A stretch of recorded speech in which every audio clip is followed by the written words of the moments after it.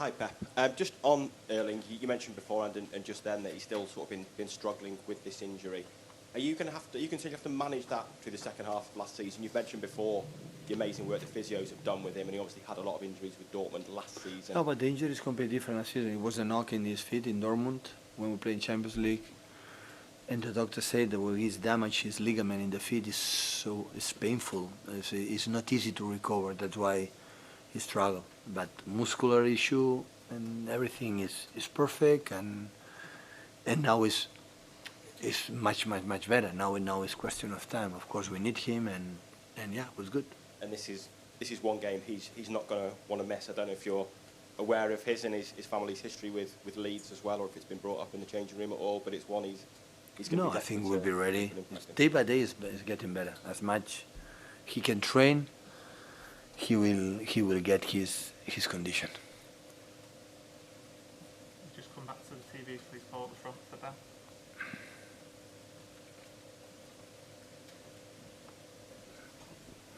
Ben. Jesse Marsh was speaking today or yesterday, I forget which, and he said that Erling had messaged him as soon as the fixture list came out because he was obviously looking forward to going to play Elland Road. I mean, it's going to be a huge occasion, isn't it?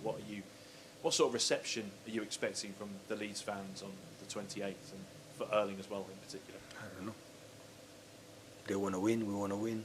They will push his team. It will not be a friendly game. Hopefully, Erling cannot be contaminated with the nice words for the opponent. I think Jesse said he'd welcome a slight hamstring problem, but there's no issues. Today finished good. Hopefully not. I'm pretty sure Jesse was his player. I'm pretty sure he preferred to play with the good players on the pitch. And just finally, it's been a while since we asked you about any potential transfer plans for January. I know you've said previously you're not going to sign anyone, but has that changed? Is there an area that you'd ideally like to strengthen in January if it became available? No, I don't think so. I think we are going to finish in this way. I don't know what's going to happen, but since I arrived, since Abu Dhabi, with the sport director, with Chiki, with everyone, it wasn't any name on the table. Thank you. If I may just ask you about Leeds United and the way that they play under Jesse Marsh, and how you would maybe describe them, and whether you learnt more from their win at Anfield or the defeat against Tottenham. One of the toughest games. I would have preferred another opponent than Leeds in that moment after the World Cup. He's the most aggressive team in the Premier League, statistics. The guys who don't leave you time to think, and you have to be precise, and you have to be, high level to do it in the situation to have after our defeat against Brentford. And how strong is Arsenal and the opponents that come from behind. We have to be alert carefully because if the distance is bigger, it will be so difficult to catch them. I know we asked you about Alvarez yesterday, and obviously I don't know whether he's going to be available for the Leeds game, but does what he's done at the World Cup give you a bit of an issue? Because clearly the impression of him has changed from a player who was maybe a little bit part player at Manchester City, to someone who's integral to the team that won the World Cup. Is that something difficult for you to manage? To manage? Well, what a privilege. First of all of us, we are so incredibly happy for him. It's like Messi, no? So has to win the World Cup to maybe get the credit or go with the position like maybe deserve. And Argentina could lose the penalties against Holland and lose the penalties against France. We will not be champions, and we will be the same exactly outstanding player. Julian, of course, is a completely different player. Doesn't need to play in World Cup or win the World Cup to know exactly how he is as a player. Of course, for him it's unbelievable. The HF already World Cup champion, and thanks to Argentina, he will come back as a better player, and that is magnificent for us. And after we'll see what happens day by day. But it's important to have him with this amount of games and injuries and whatever. Have Julian is so important.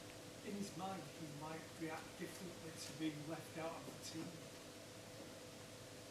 Maybe. I don't know. I didn't speak with him. I didn't see him. But I would say right now the players that are going to play the next game against Leeds, they will be grumpy with me. They will be upset. They will be sad.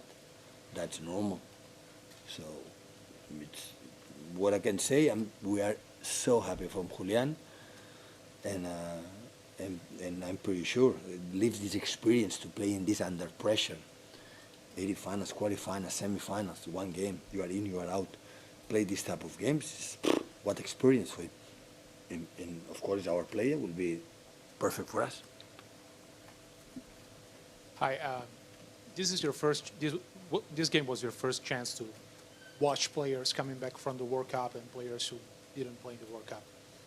What's your assessment in terms of, do you think the World Cup benefited or damaged the players who played?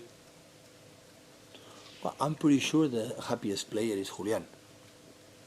The other ones, if they behave good and they were happy to playing, it's okay. And they weren't happy, they didn't do everything, it's a pity for them because World Cup is 4 years.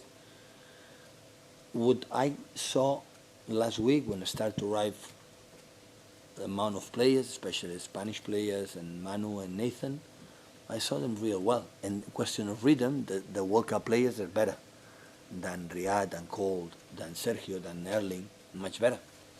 So, yeah, we talked today, guys, back to the business. So the first is the toughest opponents we can face in the last years, our big rival. And it's the best proof to know how we are, how can do it, because in 3-4 days we have Leeds United and non-stop. Our schedule in January is terrible in terms of amount of games and the quality of the opponent. So, and we have to restart. And this is what we have done today, and hopefully we can continue. Finish with Jamie, please, guys. Hi, Pep. Just going back to Calvin Phillips, can you just clarify, please? If he's not injured, No, it's not ginger. He arrived with the overweight. yes, that's what I was going to ask. So why is he overweight? I don't know. But it's the player's responsibility, is what you're saying.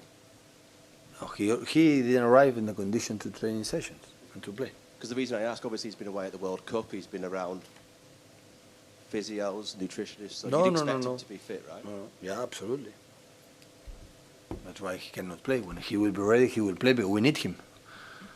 So We need him a lot. is that a disappointment to you? Surprise? It's private conversation with Calvin. Okay, second question, please. You lost your last Premier League game to Brentford, and today your defence looked a bit open. Is that fair criticism? There's a concern over your defence, or is it just because Liverpool are so good and Brentford? Defense of what, sorry? Is there any? Do you have any concerns over your defence being not the tightest, not the best at the moment? Because you lost against Brentford. Ivan Toney played well the last Premier League game, Yeah. and tonight, Liverpool were creating a lot. Just We what do create you much think? more than Liverpool, much more. And you cannot expect against Liverpool, cannot create the chances. But you see the chances. So you just see the Liverpool, if there is a team like could take the ball and they don't defend during 90 minutes or more than the part didn't happen. They beat us in the transition. It's a top fantastic team. So I think there is no one other match in the world can be prized more than Liverpool than I am. So every game is completely different. Today we defend really, really well. And when that happens, they're good. Against Brentford, you're right. When you play 10 balls against Tony and they win 15, it's difficult to win the game. So, and it was completely approach. So we could not control the long balls, we could not control the transitions, and they were better. But today was completely different. Today the team was a highest level. To beat Liverpool, or you play your highest level. Even the highest level we have with 3-2 and suffering until the end, it's because we've done really well.